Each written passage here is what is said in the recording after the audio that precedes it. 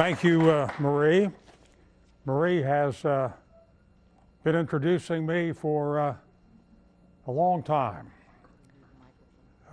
Goes back to 1965 when I was a candidate for district attorney. And her husband Joe and I were debating partners at the University of Pennsylvania, even before that. I'm delighted to... Using the mic so we can hear you? Are you suggesting that I'm all wired up by a Democrat? No, I think that's a very good suggestion to make sure that you can hear me. Not a whole lot of point in making a speech if it can't be heard. It's like a tree falling in the forest. You know that philosophical issue. But back to the fields.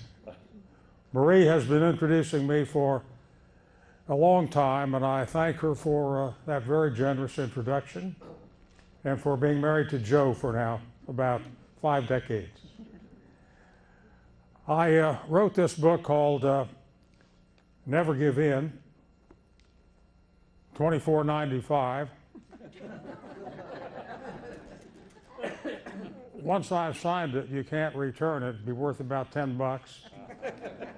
But I will be signing them later this evening. I want to introduce my co-author, Frank Scatera, who... Stand up, Frank. Stand up.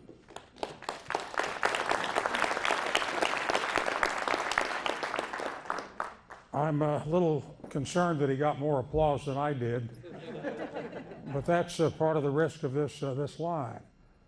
I wrote this book because I wanted to tell other people what happened to me, and I think it will be useful to people who have cancer. And it is a scourge in our society, and it's a tough illness to fight, and I fought it, and at least so far I got my fingers crossed successfully. And the start of the battle, as I write in this book, is to acknowledge what you have. What is. Don't feel sorry for yourself. No use asking the question, why me? What did I do to deserve this? And approach it with a positive mental attitude.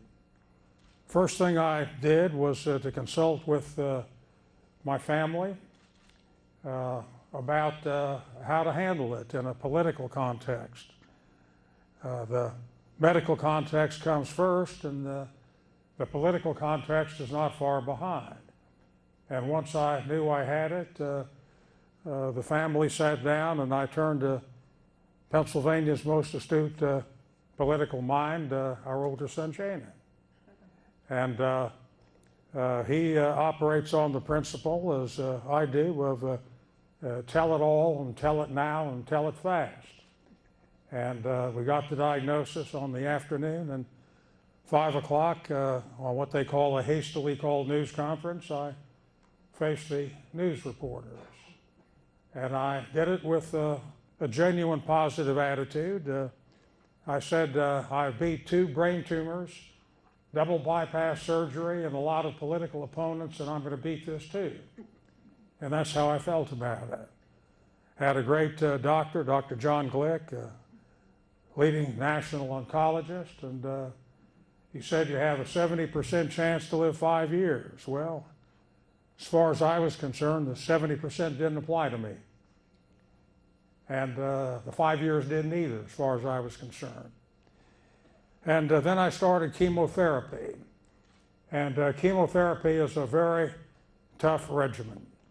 They put a lot of tough stuff into your system. You have an illness, and the chemicals fight it out. It's the war of the worlds inside your body. And it's very, very debilitating. And I made up my mind that I was going to drag myself out of bed every morning and go to the squash court. I couldn't play 5 or 6 games, but I played 2 or 3. And I would drag myself to the Senate, and fortunately I had a lot of distraction. I was chairman of the Judiciary Committee. We had a lot of really tough work to do, including the confirmation hearings of Roberts and Alito. And the Judiciary Committee attracts the senators who have the most extreme views on both sides of the political spectrum. The most liberal senators, Ted Kennedy and Joe Biden and Pat Leahy and Chuck Schumer and Dick Durbin and Russell Feingold, and on the Republican side, Orrin Hatch and Chuck Grassley and Jeff Sessions and Tom Coburn and John Cornyn, and it was a real battle. And the tougher the day was, the better I liked it, because I didn't have any time to think about myself. And it was great, great therapy. So the second lesson after accepting what is to stay on the job and continue to work. And it's not easy. I look in the mirror every day. At first I looked in the mirror to shave, and after a while I didn't have to shave because I lost all my hair, but I still looked in the mirror. And we were legislating on identity theft at that time. A lot of people were having their credit cards and Social Security stolen. And I'd look at myself in the mirror and I thought to myself, I'm a victim of identity theft. Who is this person? I tried to keep a light vein to the extent that I could, try to laugh a little. Laughing beats crying. And when I grew bald and pale and thin, I sometimes wondered if I was going to make it. I didn't ponder long on death, but the thought flashed across my mind a little. And I thought of a movie I saw when I was a youngster, Lionel Barrymore. It was called Death Takes a Holiday. And in this movie, the angel of death comes, and the angel of death is after a little boy, and the little boy wins. So death takes a holiday. So I figured that every day is a bonus day. Today's a bonus day. Today I might not have had. And people respond to you in a very, very different way. I went to a 76ers game. Shannon has very expensive seats. Couldn't begin to afford staying the seats on the 76ers game. You know how much it costs to sit on the front row, the 76ers? Well, I don't know either. I didn't buy the ticket. But anyhow, Ed Rendell sits on the front row too. And Rendell walked by me and I said, "How you doing, Ed?" And he looked at me as if he didn't know me. And you know why he looked at me as if he didn't know me? Because he didn't know me. I had changed that much. That wasn't really very gallant of Rendell. You know, I gave him his first job out of law school.